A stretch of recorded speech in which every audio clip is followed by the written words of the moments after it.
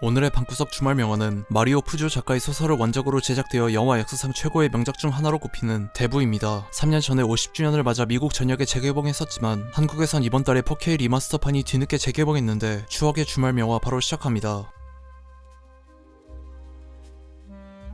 2차 세계대전이 끝난 1945년 뒷세계에서 뉴욕을 지배하는 5대 마피아 패밀리 중 가장 막강한 세력을 가진 콜레오네 패밀리의 대부 비토 콜레오네가 막내딸 코니의 결혼식에 참석한 다른 이탈리아계 미국인들의 청탁을 자신의 집무실에서 들어주며 영화가 시작됩니다. 돈 콜레오네는 거절할 수 없는 제안을 제시하는 사업 방식으로 세력을 키워나갔지만 다른 조직들처럼 새로 떠오르는 사업을 시작해보자는 장남 산티노의 제안을 듣고는 조직이 매수한 정계와 경찰 측 인맥을 잃을 수 있기 때문에 단칼에 기각했고 콜레오네 패밀리의 라이벌 타탈리아 패밀리와 손잡은 뒷세계의 거물 버질 솔로초의 사업 파트너십 또한 정중히 거절합니다. 그러나 타탈리아 패밀리와 버질 솔로초의 계략으로 콜레오네 패밀리의 인포서 루카 브라시가 타탈리아 패밀리에게 살해당하고 돈 콜레오네 또한 총에 맞아 중태에 빠집니다. 아버지에게 수장 자리를 물려받을 예정이었던 산티노는 분노해서 복수를 다짐하지만 사남매 중 가장 머리가 좋고 냉철하지만 아버지의 사업을 물려받을 생각이 없어 아이비리그 대학에 입학하고 전쟁터에 가지 않도록 병역 비리로 면제를 받아줬음에도 해병대 장교로 자원 입대한 삼남 마이클 콜레오네가 자신이 직접 버질 솔로초와 뒤를 봐주는 경찰서장 마크 맥클러스키를 죽이겠다고 선언합니다.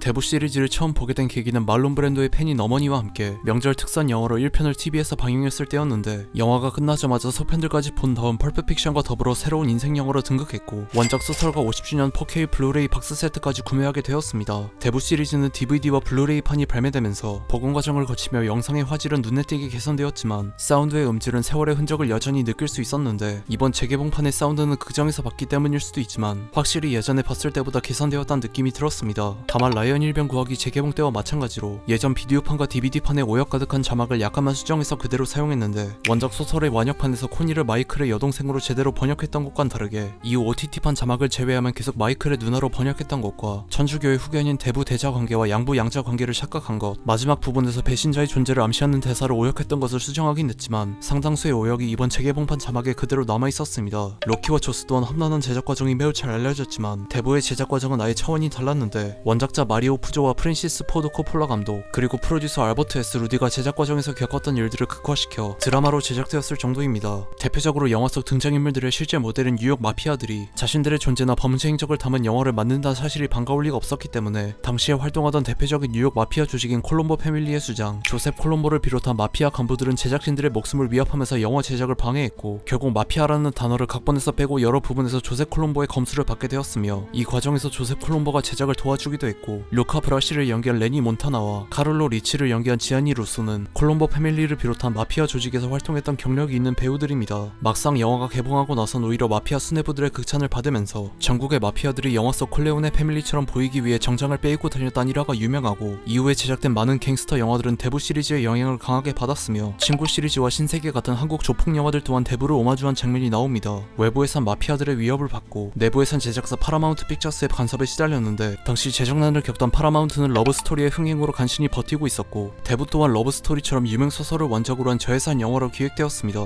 원작자 마리오 푸조 작가는 각색 작업에서 영화판의 배경을 1940년대 뉴욕인 시대극이 아니라 1970년대 캔자스인 현대극으로 변경할 것을 요구받았지만 원작 소설을 감명 깊게 읽었던 코폴라 감독은 제작사와의 긴 싸움 끝에 원작에 충실한 각본을 쓸 수 있게 되었고 제작비도 원래 금액의 3배를 받아낼 수 있었습니다. 다만 당시에 신인 감독이었던 코폴라 감독은 제작 과정에서 계속 파라마운트로부터 해고될 수도 있으며 대체될 감독은 에덴의 동적을 연출한 엘리아 카잔 감독이라는 협박에 시달렸고 이때의 기억이 매우 안 좋았기 때문에 대부2의 감독으로 친한 동료인 마틴 스콜세지를 추천했다가 결국 본인이 맡으면서 파라마운트가 제작 과정에 전혀 간섭하지 않는다는 조건을 내세웠다고 합니다. 특히 캐스팅에서 감독과 제작사 간 갈등이 매우 컸다고 하는데 마이클 콜레오네를 연기한 알파치노는 코폴라 감독이 배역에 알맞은 배우라며 강력히 추천했지만 당시엔 알파치노가 무명의 연극 배우였기 때문에 제작사 측에선 로버트 레드포드처럼 유명 배우를 캐스팅하기를 원했고 실제로 촬영 중에 마이클의 캐스팅을 교체하려는 시도 또한 있었지만 중반부 마이클의 레스토랑 장면 촬영본을 보고는 알파치노의 완벽한 연기에 감탄하며 토를 달지 않았다고 합니다. 또한 비토 콜레오네를 연기한 말론 브랜도는 70년대 초엔 퇴물 취급을 받는 상태였고 워낙 성격파로 유명하기 때문에 제작사에서 계속 반대했지만 코폴라 감독은 말론 브랜도야말로 비토 콜레오네를 살릴 수 있는 배우라며 계속 자신의 주장을 굽히지 않았기 때문에 말론 브랜도가 카메라 테스트를 받아야 한다는 것을 비롯한 조건을 걸며 허락했습니다. 말론 브랜도는 처음 캐스팅 제의가 왔을 때 마피아 미어물에 출연하고 싶지 않다며 거절하려고 했지만 원작 소설을 소설을 읽어본 뒤에 카메라 테스트에 응했고 구두약으로 머리를 검게 칠하고 입에 티슈를 구겨 넣어 완벽하게 비토 콜레오네를 연기했던 1화가 탄생했으며 영화 본편에선 특수 제작된 일치를 착용하고 3시간가량의 특수 분장을 한 상태로 촬영하면서 아카데미 나무주연상을 수상한 명연기를 펼쳤습니다. 산티노 콜레오네를 연기한 제임스 칸은 원래 마이클 역을 원했고 소니 역에 오디션을 본 배우 중 로버트 드니로가 있었는데 오디션 당시 로버트 드니로의 연기가 너무 냉소적이라 소니 역에 어울리지 않았지만 그의 연기를 눈여겨본 코폴라 감독은 대부2에서 젊은 시절의 비토로 캐스팅해서 말론 브랜도의 버금가는 연기로 아카데미 나무조연상을 수상했습니다. 대부는 다른 소설 원작 영화들과 비교하면 상당히 원작에 충실한 편인데 러닝타임이 매우 길기 때문에 어쩔 수 없이 삭제된 부분들이 존재하며 그중 비토 콜레오네의 과거는 대부2에서 교체 편집으로 묘사됩니다. 원작의 도입부에는 코니의 결혼식에 찾아와 돈 콜레오네에게 청탁하는 인물들의 사연을 간단하게 묘사하면서 시작하지만 영화에선 소설 기준으로 조니 폰테인과 더불어 마지막쯤에 들어오는 아메리고 보나세라와의 만남으로 시작되며 보나세라의 얼굴을 클로즈업한 상태로 시작해서 점점 줌아웃되어 돈 콜레오네의 어깨 너머를 비추는 오버 더 솔더샷이 되면서 이 공간을 지배하고 있는 자는 돈 콜레오네란 사실을 드러내며 매우 강렬하게 시작하는데 말론 브랜도의 특수 분장을 최대한 가리기 위한 목적도 있었지만 마피아 두목의 어두운 청탁이 오가는 집무실 안을 최대한 어둡게 묘사하면서 화려한 색감의 옷을 입은 손님들의 웃음이 끊이지 않는 야외 결혼식 파티를 교차로 보여주며 두 공간의 대비를 극대화한 것이 매우 인상적이었습니다. 이러한 교차 편집은 영화 후반부에도 나오는데 마이클이 조카의 세례식에 참석해 천주교의 후견인 데브로서의 모습과 아버지의 가업을 이어받아 조직을 배신한 자들과 적대 세력들을 전부 죽이도록 명령한 마피아 두목 데브로서의 모습이 교차로 묘사되며 마피아를 혐오해서 가업을 절대 잊지 않으려고 명문대학에 가거나 해병대에 자원 입대하고 이탈리아계와 원수인 아일랜드계 여자친구를 사귀는 등 대놓고 아버지의 뜻을 거역하며 심기를 긁기도 했지만 점차 후계자로서의 자질을 보여주더니 결국 아버지의 자리를 이어받게 되고 남을 포용할 줄 아는 따뜻한 면이 있었던 아버지와는 다르게 냉정하고 잔인한 면이 강조되었던 점에서 감탄이 터져 나왔습니다. 각 장면마다 흘러나오는 니노 로타의 음악 또한 매우 훌륭한데 중반부 시칠리아에서 나오는 곡에 가사를 붙인 앤디 윌리엄스의 노래 Speak Softly Love는 영화의 인기와 더불어 엄청난 유명세를 자랑하는 곡이고 3편에서 이탈리아어로 번안한 곡을 마이클의 아들 안토니가 부르는 장면이 나옵니다. 결혼식에서 오렌지를 집어넣는 살테시오와 톰 헤이건의 요청을 들으며 식사를 하던 자리에 오렌지를 놨던 잭 월츠, 마피아 두목들의 회담 자리에서 본인 앞에 오렌지가 있었던 에밀리오 바지니 등 작정 오렌지를 건드린 사람은 죽거나 험한 꼴을 당했다는 사실이 유명해서 오우삼 감독의 영웅모색 2에서 오마주까지 되었는데 프로덕션 디자이너이자 미술 감독인 딘 타볼라리스가 밝히길 일부 장면에선 단순히 씩씩한 색감 때문에 오렌지를 넣기도 했다고 합니다. 미국 영화 역사상 최초로 전국 여러 개의 극장에서 동시에 개봉하며 제작비의 40배가 넘는 대응행을 하면서 훌륭한 완성도로 평단과 대중의 극찬을 받아 지금까지도 수많은 영화학도나 팬들에게 분석되고 있는 영화이기 때문에 영상이 너무 길어져서 담지 못한 내용들은 관련 책이나 인터넷 자료에 정말 자세하게 나와 있으니 대부를 재밌게 봤다면 한번 찾아보시는 것도 좋을 것 같습니다. 대부 1, 2편을 연속 상영하는 더블 피처 프리미어가 2주 전에 있었지만 일정이 안 맞아서 보진 못했는데 다음 달에 대부2가 재개봉하면 대부2 또한 방구석 주말병원에서 다뤄보겠습니다. 3편은 의도치 않은 캐릭터 삭제 등의 이유로 각본이 몇 번 갈아엎어지고 1990년도 크리스마스 연휴 개봉을 목표로 파라마운트에서 계속 편집을 재촉하다 보니 그렇게 완성도가 나쁜 영화는 아님에도 전작들의 명성에 비하면 상당히 저평가되는 경향이 있지만 2020년에 30주년을 맞아 마리오 푸조의 대부 에필로그 마이클 콜레오네의 죽음이란 제목으로 재편집본이 출시되었는데 원본보다 훨씬 잘 다듬어져서 대부3를 보려거든 무조건 이 재편집본을 봐야 내용을 이해하기 쉽습니다. 3편에 등장한 소니의 사생아 빈센트와 레오나르도 디카프리오가 연기한 어린 소니를 주인공으로 2편과 비슷하게 과거 이야기를 교차 편집으로 묘사하는 4편 또한 기획되었지만 중간에 원작자 마리오 푸조가 세상을 떠나면서 무산되었습니다. 앤디 가르시아와 레오나르도 디카프리오가 나오는 4편 또한 궁금하긴 하지만 개인적으로 3편의 엔딩이 너무나도 완벽하기 때문에 3부작으로 끝난 것이 다행이라고 생각하고 대부를 보거든 무조건 3편을 모두 보라고 하고 싶습니다. 추천하고 싶은 명화가 있다면 댓글에 남겨주시면 감사하겠습니다. 그럼 안녕히.